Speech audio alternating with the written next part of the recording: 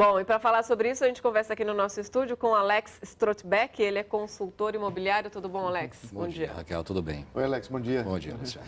Alugar uma casa para as férias ou então um apartamento para as férias não é muito diferente de alugar um imóvel, não, né? Tem que ter o mesmo cuidado, o imóvel para moradia permanente. Tem que ter o mesmo cuidado, estabelecer um contrato, avaliar muito bem os itens que estão nesse documento. Sim, sem sombra de dúvida. A primeira precaução que tem que se tomar é justamente a visita do imóvel, saber o que se está alugando, em estado que ele se encontra, e a procura de um corretor de imóveis de confiança também é muito importante. Então, a gente pode dizer inicialmente que coisas que não se fazem para a temporada, não, eu vou alugar para uma semanazinha pequena, não vou fazer contrato, trato direto com o proprietário, isso pode trazer problemas futuros. Ou seja, o imóvel ele não está correspondendo à vontade, à qualidade daquele turista que está visitando aquela cidade de veraneio ou para onde ele for. Alex, inquilino de temporada pode usar a piscina e a churrasqueira do condomínio, mesmo que a convenção do condomínio determine que somente os donos dos imóveis podem usar essas áreas comuns? Sim, pode sim. De fato, aquele que loca um imóvel, seja por temporada ou seja por período longo de tempo para moradia, ele tem os mesmos direitos que um inquilino normal. Então, o uso de piscina, contanto que ele tenha um contrato, que seja comunicado ao condomínio, ou seja, sejam feitas as formalidades comuns, não há problema nenhum, ele pode utilizar sim. É óbvio que mantendo, respeitando o regulamento interno do condomínio, né? Quer dizer, as boas maneiras que a gente tem que ter, a boa educação dentro do condomínio. Agora, Alex, um contrato temporário é de no máximo 90 dias, é isso? É assim que funciona? Teoricamente, sim. Nesse prazo, quem está alugando é responsável por impostos do tipo IPTU, pagamento do condomínio, conta de gás, de luz, isso tudo já está embutido nesse contrato ou é separado? Não, isto aí vai muito da negociação, aí é uma mera liberalidade para se fazer entre as partes. Então, eu posso fixar, vamos dizer, eu sou dono de um imóvel, eu quero alugar uma casa, eu tenho aí condomínio, eu tenho IPTU, água, luz, fixo o preço da locação com esses custos já inclusos ou não. Ou estipulo em contrato, como um contrato normal, assim, olha, a responsabilidade do recolhimento do IPTU desse mês ou dos próximos 3 meses é do inquilino. Então, isso é uma liberalidade, varia de parte para parte. Alex, você falou que é muito importante visitar o imóvel, mas normalmente as pessoas estão viajando para outro estado, então não tem condição. Então vai, olha a imagem, mas essa imagem também não pode ser muito verdadeira. Então, com relação ao pagamento, como é que você se deve proceder, né? Fazer a metade do pagamento no fechamento do contrato e pagar a outra metade quando tiver com as chaves em mão e aí vai ter condições, por exemplo, de olhar o imóvel? Olha, existe um certo uso de mercado de se fazer uma reserva do imóvel, se pagar um pedaço, seja 50%, 20%, 25%, o que for, tá? Para que realmente na entrada do imóvel se pague o saldo e aí também se faça uma vistoria para ver se convém ou não. Então isso tem sido cada vez mais comum. Antigamente se pedia o aluguel antecipado na sua totalidade, tá? Desculpa. O que pode, infelizmente, trazer problemas futuros. A pessoa chega, não tem a comodidade que ele esperava, não condiz com as fotos, isso traz problema sim. O ideal seria poder ver o imóvel inicialmente ou dar-se um sinal e se precaver, ou se tiver alguém na localidade que possa também visitar o imóvel, falar assim, olha, está tudo ok, está tudo em ordem, a televisão está no lugar, a internet está funcionando, tem água, tem luz, banheiro está em ordem, enfim. Alex, o certo é que um contrato de aluguel para temporada tem um inventário minucioso de tudo que tem no imóvel, eletrodomésticos, móveis, utensílios de cozinha, mas e se a coisa não for tão criteriosa assim? Como o dono do imóvel pode se proteger de eventuais danos? A única forma, de fato, é que a gente chama de fazer uma vistoria, que é esse inventário. Então, se faz uma vistoria inicialmente para poder confrontar na saída se os utensílios e o estado daquele imóvel está da mesma forma. Se não for feita, realmente, aí, infelizmente, o proprietário ele vai ter que arcar com um prejuízo de um prato quebrado, enfim, de coisas que possam acontecer no imóvel dele. Mas a vistoria é o que garante, tá? Sem essa vistoria fica muito complicado se reclamar posteriormente. Alex, cheque calção não fica adequado nessa situação? Fica, mas aí vale novamente, quer dizer, para você poder comprovar posteriormente o que está faltando, o que foi quebrado, você tem que ter um laudo feito antes. Essa vistoria é o que vai ser chave. De nada vai adiantar eu deixar um cheque calção de um valor X para poder cobrir eventuais danos, se eu não tiver como comprovar como estava anteriormente. O próprio proprietário não vai poder cobrar algo que ele não tem como provar que existia ou que estava em perfeito estado de uso. Então, o cheque calção ele só vai servir, de fato, para garantir Caso tenha feito a vistoria, se comprova, olha, o liquidificador estava funcionando, um exemplo talvez um pouco besta, mas estava funcionando, agora ele está quebrado, então eu tenho que repor, vou usar esse cheque calção, ou vamos acertar as contas, quer dizer, qual o tamanho do prejuízo que o inquilino deixou. Alex, a gente vai voltar a Paris agora, porque a gente sabe que Paris é uma das cidades mais visitadas do mundo, a capital europeia do turismo, faça chuva, faça sol, até neve lá.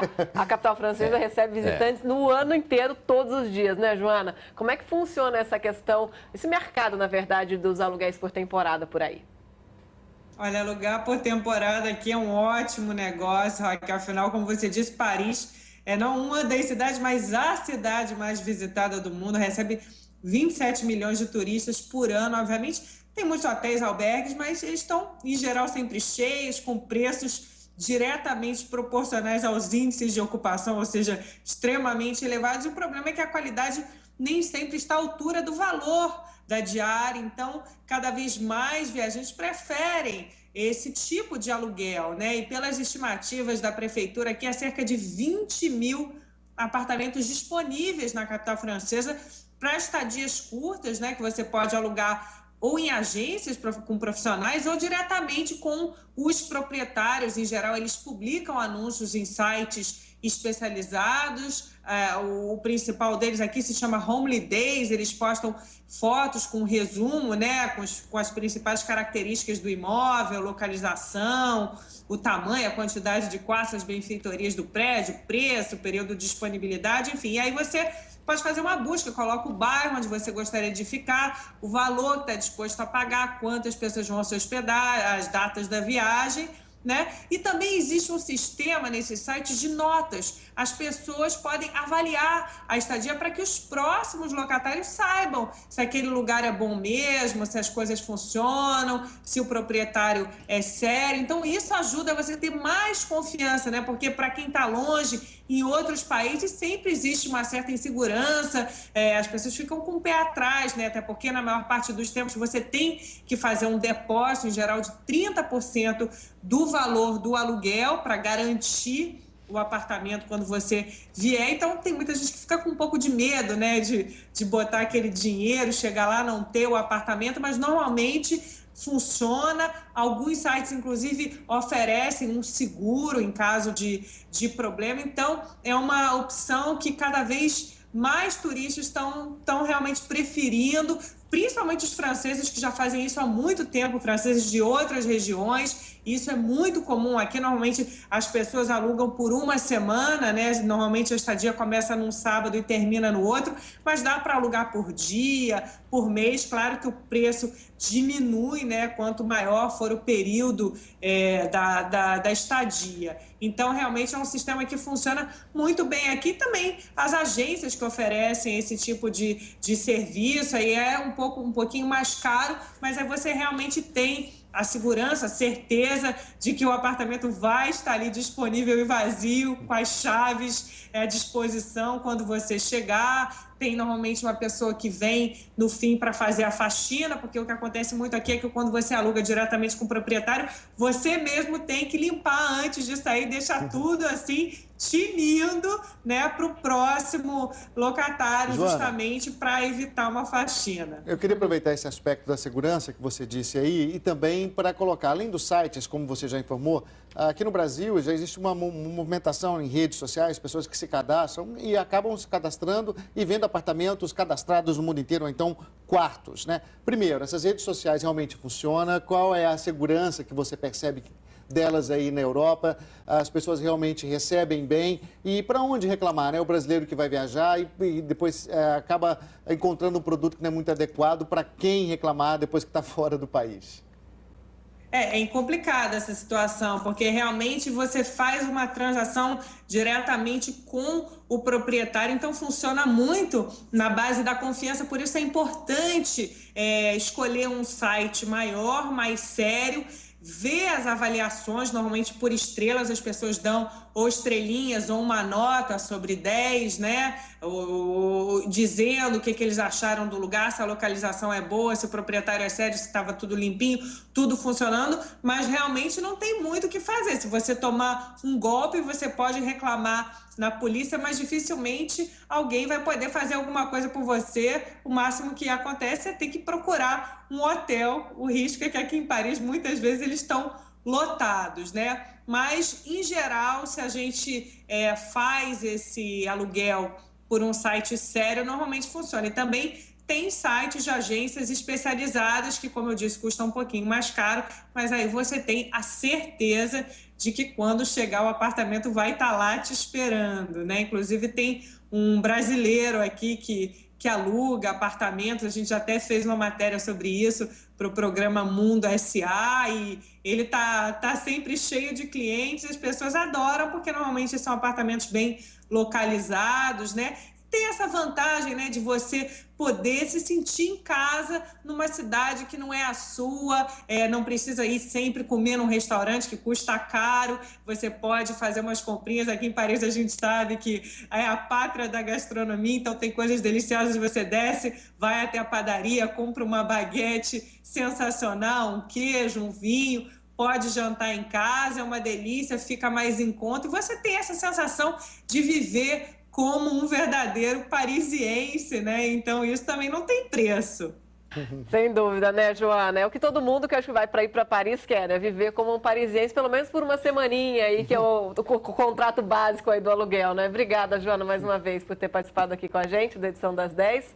E a gente volta aqui com o Alex. Alex, a Joana falou dessa questão de, às vezes, você vê lá no site uma avaliação de um imóvel e você já vai com aquela expectativa de que aquele imóvel é bom ou não. Aqui no Brasil, se alguém não gostou, não teve oportunidade de ver essa avaliação, ou se não tem uma avaliação num site, e a pessoa chegou lá e não gostou do imóvel ou não tinha tudo aquilo que foi prometido, ela pode voltar atrás ou isso caracterizaria uma quebra de contrato e ela teria que pagar uma multa? Ela pode sim voltar atrás, mas é uma situação delicada. Assim, realmente volta mesmo a questão que ela colocou, quem é que vai pagar esse prejuízo. Então, assim, se estiver muito fora da expectativa dela, ela vai ter que procurar um hotel. E aí só o meio judiciário mesmo para poder resolver a questão. Ela comentou algo de interessante que acontece em Paris ou na Europa de forma geral, já tem acontecido no Brasil também, existem sites americanos hoje que intermediam os aluguéis por temporada e aí eles estão no meio do caminho e retêm os pagamentos e tem essas avaliações. Hoje isso funciona muito bem, então a expectativa daquele que está alugando, ele vem dos Estados Unidos para cá, por exemplo, Rio de Janeiro, quer alugar um quarto ou uma casa, por uns sites maiores e mais especializados, ele consegue realmente ter uma avaliação concreta do que está acontecendo, como está o imóvel, ele raramente vai se decepcionar e também com plus, ele não entra no risco financeiro. Enquanto ele não chegar, não vistoriar o imóvel, não der o ok nele da internet, olha, está ok, vou ficar, tá? Só a partir daquele momento que o proprietário vai receber o pagamento dele. O proprietário não recebe nada anteriormente. Então, isso é muito importante, pode ajudar uma garantia a mais também do lado financeiro, não só do lado da hospedagem. Sem dúvida. Né? Pois é, Alex, mas tem proprietário que exige o pagamento antecipado do aluguel antes do inquilino pegar as chaves e checar o imóvel. E se depois do pagamento o inquilino descobrir que o imóvel não era exatamente o que ele imaginava? Infelizmente, isso realmente é uma decepção e vai virar uma briga. Não tem muita outra saída, não. Quer dizer, aí não tem muito. Ou a pessoa vai em frente, vai ficar naquele imóvel, vai deixar para discutir judicialmente, posteriormente, o assunto, tá? Ou ela vai ter desistência, vai voltar à viagem, vai procurar um hotel e também vai seguir para o judicial, se não conseguir nenhum acordo com a pessoa. Muitas vezes eu acho que alguns pequenos problemas. Eu esperava uma televisão de plasma de 42 polegadas, só tem uma de 32. Tá bom, então aí a gente consegue conversar um pouquinho. Poxa, me dá um abatimento, vamos tentar amigavelmente ajeitar a Falando em situação. abatimento, normalmente quem está querendo alugar um imóvel desse está querendo economizar. Agora, preços muito abaixo do valor de mercado, pode ser um sinal de problema? Sim, com certeza, com certeza. Eu acho que vale a pena pontuar uma outra situação. O mercado de temporada também está muito guiado pelos points, o que é moda, para onde que eu vou passar os meus dias de carnaval. Então, recentemente teve uma reportagem do Cresce de São Paulo, falando um pouquinho do Guarujá, Santos, que caiu bastante, consequentemente o litoral norte, ele subiu muito. Então, a gente tem que destacar um pouquinho esses pontos e visualizar um pouquinho melhor o que é moda e o que não é. Agora, via de regra, o que está muito barato, obviamente pode ter um probleminha assim. É bom ficar um pouquinho com a pulga atrás da orelha. Sem dúvida, é bom pesquisar antes também para não fazer Claro. das férias uma roubada, né, Alex? Exatamente. Obrigada pela exatamente. sua participação aqui com a gente Obrigado no pela Edição das 10, oportunidade, Alex. Até a Raquel. próxima. Obrigado, Obrigado, Alex. Luciano.